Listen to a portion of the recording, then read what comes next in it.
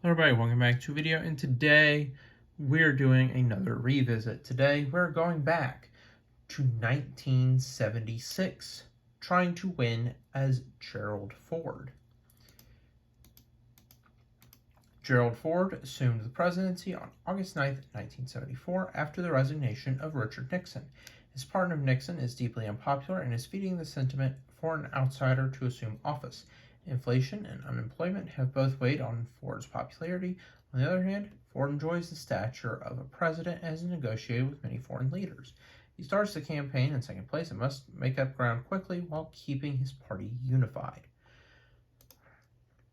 So let's look at our VP selection options. So I believe when I did this last time, I believe I went with John Connolly.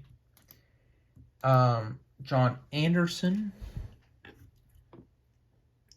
a longtime congressman from Illinois who has conservative fiscal views, moderate social views, and was a strong critic of Nixon during the Watergate hearings. His presence could help win moderates and could swing the state of Illinois.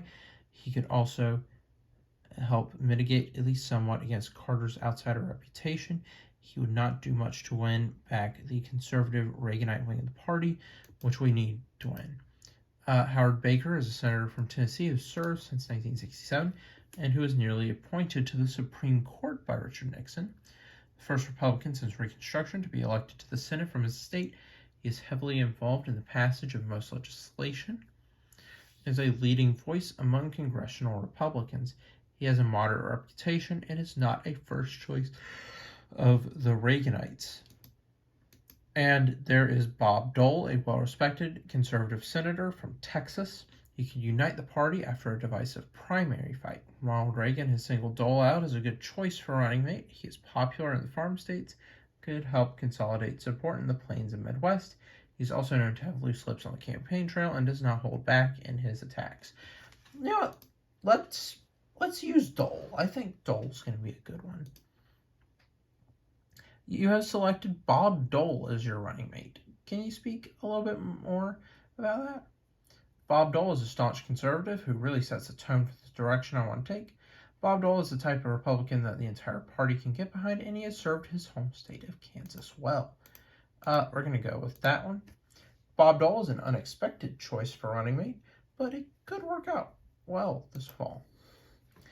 What will your overall campaign strategy be this year? I am the President of the United States, and we should exploit that fact. Show me presiding over the bicentennial, meeting with Queen Elizabeth, and generally looking like a president.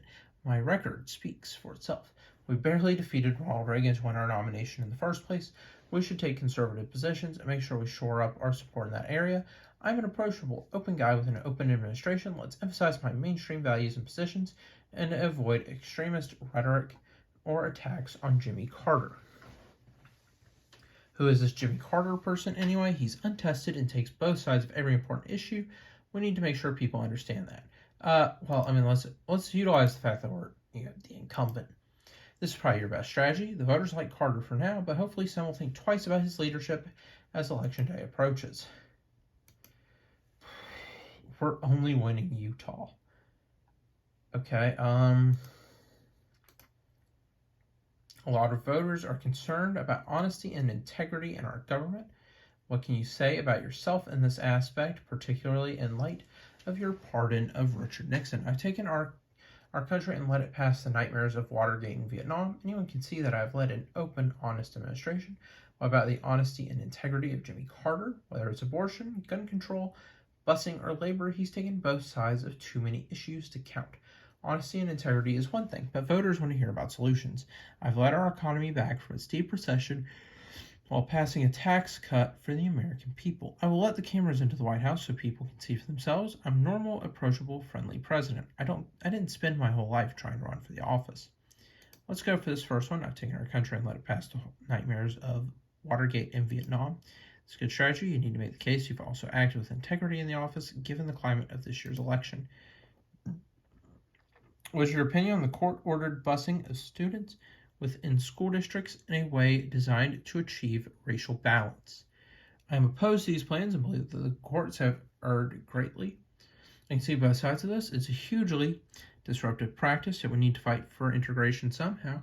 It's a necessary step to enforce the Brown decision and uphold the ideals of America. I believe that ways can be found to minimize forced busing while also remaining true to the nation's ideals and our educational goals. Let's just say we oppose it.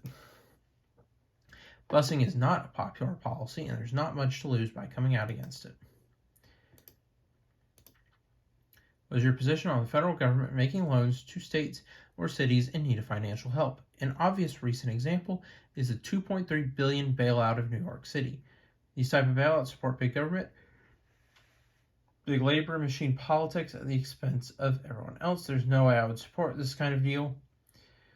Bigger cities have a higher social burden than most jurisdictions. It's only right they should receive extra financial help to compensate. I couldn't really comment until I saw the specifics of the case. We have to consider each case individually. New York was a one-time thing, and they also had to make significant reforms before this loan was approved. This may accuse you of flip-flopping after you decide to bail out New York. It's good to emphasize that they passed reforms first. Do you support the ratification of the Equal Rights Amendment, which states equality of rights under the law shall not be denied or abridged by the United States or by any state on account of sex? I support the passage of this amendment and think it is a good thing for America. We already have too many grounds for the federal government to interfere in the economy. This would add another new set of regulations we can't afford. I don't really have a strong statement to make on this amendment. This is an issue for Congress and the states to decide. I oppose this amendment, as many labor unions do, because it would jeopardize protections for female voters in areas such as working hours or tasks. Let's support the passage of the amendment. This is a mainstream answer shared by all major politicians, unless you count a guy like Reagan. Okay.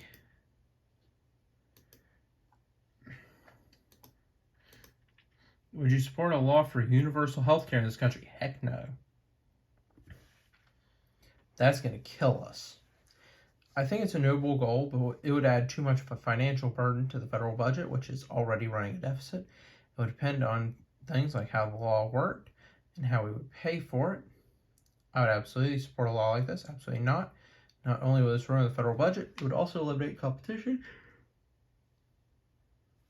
lead to substandard health care for the vast majority of Americans. Let's go with, I think it's a noble goal. Good hedge. You can't possibly support this idea, but you can oppose it without sounding like Scrooge. What is your opinion on abortion, and specifically the recent Roe v. Wade decision? I will uphold the law as president, but I think it should be left to each state to decide. I would support an amendment on this issue. I'm a pro-choice candidate, and I support the decision. People disagree on this practice and decision, but the Supreme Court deserves our respect. I'm personally opposed to abortion, but I respect this decision and will not try to overturn it. I think that's our best option. It's hard to know what to do with this question. It might well be best to give a non-committal answer and hope the issue goes away after this election. Well, we all know it doesn't. Do you support the Humphrey-Hawkins Full Employment Act? The act has no basis in economic reality. If we could wave the magic wand and ensure 3% unemployment, 0% inflation with a balanced budget and no trade deficit, do you think we would have done it already? I can see both sides of this issue. But if Congress passes the act, I won't veto it as president. I'm all for some programs to provide jobs, but this act has too many mandates and goals that are inconsistent with each other. We can't have a balanced budget, full employment, and low inflation at the same time. Absolutely I do. We should not tolerate high unemployment in this country, and this act provides the tools to prevent it. Let's go with this one. It's a good chance to present yourself as the voice of common sense and honesty. What is your position on a pardon of Vietnam War draft evaders? Of course, this war was controversial, but I oppose any pardon for the people who evaded their military service. This will not send the right message in a future crisis. I need to think about this issue a little bit more before making a final decision. Millions of American men accepted their responsibilities and served admirably, but I can see the case for an eventual pardon. Perhaps towards the end of my term, it's time for America to move past this issue. I will issue an immediate pardon if I am elected president. I will oppose the pardon. This is the party line, but it's also a controversial issue with much disagreement. Do you believe the United States can afford a reduction in defense spending? I don't support cuts, to be sure, but neither do we need increases. We have made great strides in reducing tension with the Soviet Union. As president, I will remain vigilant against the Soviet threat. Under no circumstances will I decrease our defense budget. Vietnam is over, and détente with the Soviet Union has reduced the need for massive defense expenditures. I believe that any attempt to reduce our deficit should include defense cuts. Well, let's say we don't support cuts, but we don't need to increase it either. In this day and age, this might be the best stance. Voters like the fact that we're not at war right now. Your campaign just received a big break in the form of a controversial interview that Carter did with Playboy, where he confessed to committing adultery in his heart and used some coarse language. Any thoughts? This is great. We need any good news we can get at this point. I will hold a press conference and remind people we really don't know anything about this guy. What other hidden perverse notions does he have? Let's just say this is great. This is a no-brainer. Just sit back and let Carter shoot himself in the foot. There's talk of a presidential debate for the first time since 1960. Is this something you're interested in doing? I think it's a great idea, and we need somebody to shake the campaign up. Not really. I'm the president, and Carter is an upstart from Georgia. Let's keep it that way. This is a good idea. You performed pretty well in these debates. Furthermore, as the election gets closer, the economy is improving, and voters are giving things a closer look. Okay. Ooh, that helped us a lot. And that's some pretty decent numbers. Some of your operatives want to attack Carter for the way he's allocated on abortion, gun control, busing, labor issues, and so on. Will you approve a series of ads labeling him a flip-flopper? The American people deserve to hear the truth. I support the strategy. Maybe some limited spots asking if we really know who Jimmy Carter is. We're attacking him on one of these issues, but let's not go overboard. The problem is, if we go negative against Carter, he's sure to hammer us on the Nixon pardon. We really have a lot to lose here. Let's do some limited spots. This is probably the best strategy. If you attack some legitimate issues, but not so many, your campaign looks petty and negative. There we go. Your Secretary of Agriculture, Earl Butz, will be quoted in next week's Rolling Stone as making some very crude and racist jokes. Some have suggested you fire him before the article is released. What are your thoughts? A couple of bad jokes shouldn't ruin someone's career. Let's keep him on board. Let's have him leave the day the article comes out. That way the connection is clear. I agree. We can't have this kind of thing on the Ford administration. He should leave immediately. Let's wait and see how the public reacts to this. It's a good proactive step to help minimize the damage from his gaffe. You have vetoed a significant number of bills in your 2 years as president. What was your reasoning? Congress is simply too liberal to be a useful partner in government right now. I hope the American people will elect Republican congressmen to be my partners for the next 4 years. The Democrats, with their huge majorities, have passed bill after bill outside the American mainstream. I've been left with little choice. This is an issue that has been blown way out of proportion. In many of these cases, I've proposed my own alternative to a given bill, and Congress has acted on it. It is true that relations with Congress have been stormy, but what else can you expect when the House is mostly Democrat and you're a Republican?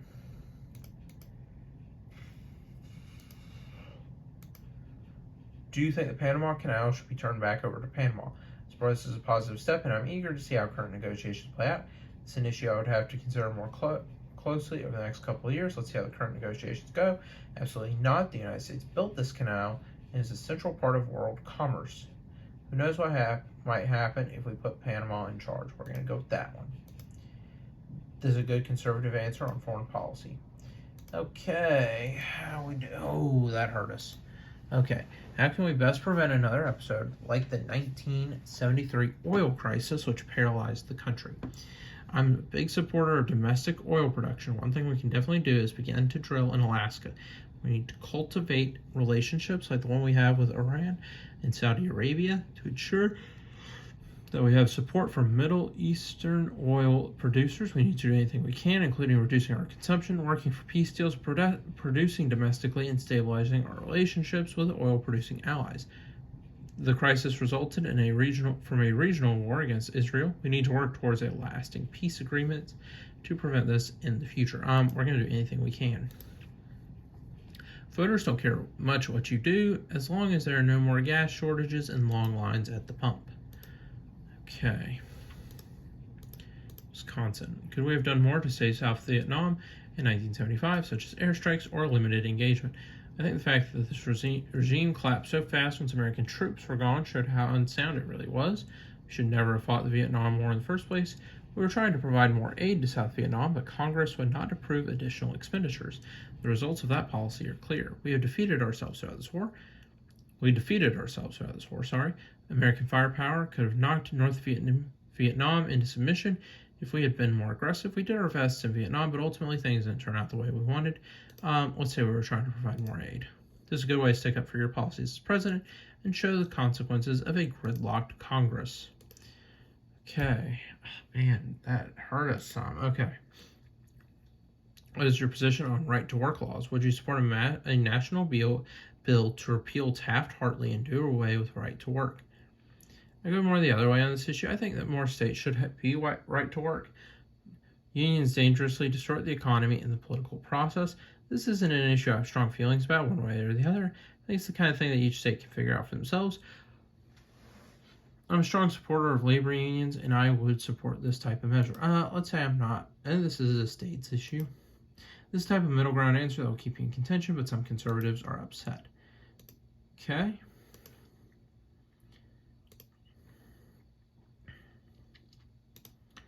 Missouri. The United States started selling large amounts of grain to the Soviet Union in 1973.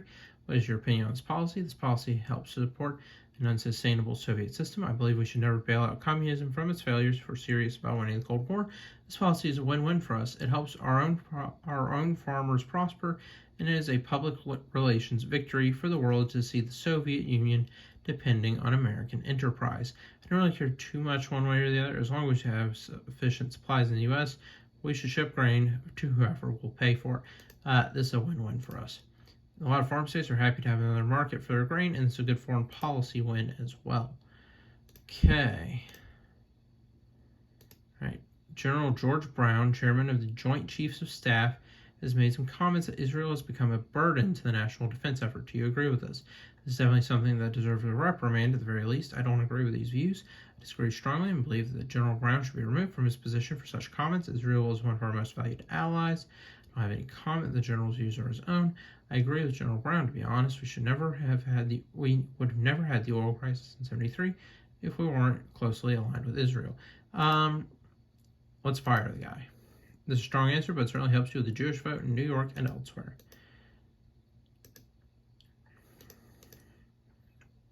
Okay. Let's go to Ohio. 1972, George McGovern proposed replacing the income tax exemption with a $1,000 guaranteed minimum income for every American citizen. Are you interested in this type of proposal? It's an interesting idea, but I'm more concerned about issues like education and healthcare. This is an idea I support. I'll do my best to see it implemented. This idea is way off the mark. We need to focus on reducing the size of government and lowering taxes. I think the current forms of tax exemption and aid we have are sufficient. This would be another huge, costly, and complicated program to administer when we are trying to reduce our deficit. Let's go with this one. Okay. Do you think the tax cuts in early 1975 were the right economic policy for this country? I believe that the recovery that has occurred was incidental to those cuts. The cause was a combination of natural economic strength and increased spending. Fortunately, these cuts were pretty limited. I would prefer larger tax cuts and a reduction in government spending. This is a good policy. Our economy rebounded considerably since 1975. Millions of new jobs have been created. Maybe this contributed, but we also increased spending, which certainly did its part to stimulate the economy. We're going to go with this was a good policy. You can't lose with this answer. People like your tax cuts. And they're also starting to notice the economy is getting a lot better this year. Okay. Oh, look at that. That's close. So we could flip another good state. Oh. I mean, that's not too bad, honestly. I mean, if we could get a pretty decent state to flip for us, then we'll focus on Southwest, New Mexico, Oklahoma, Texas. Mexico, Oklahoma. I mean, we could do some campaigning in Texas. Washington, Oregon, California. I mean, those are all kind of close, but we're winning in all of them. So, Midwest, Iowa, and Ohio. We're winning all of those. Maryland, Pennsylvania, New York, Connecticut. Pennsylvania, New York, Maryland.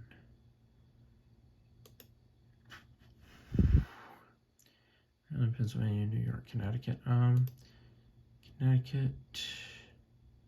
One in Connecticut, but Maryland.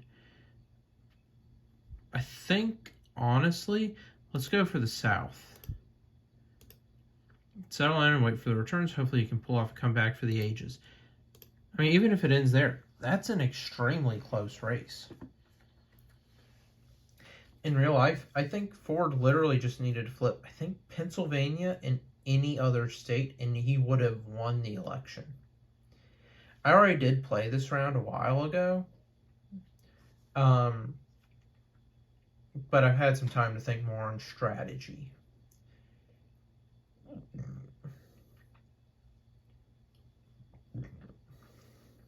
So let's see where this goes. So I know Carter's going to get a lot of the South.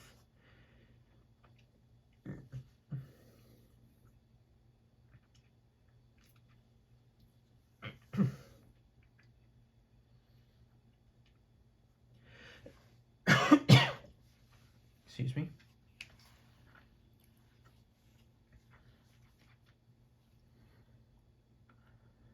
Okay, let's see where we go.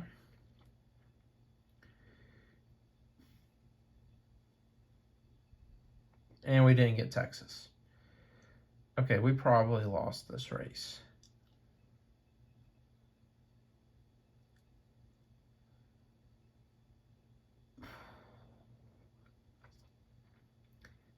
Yeah, because Carter just needs 13.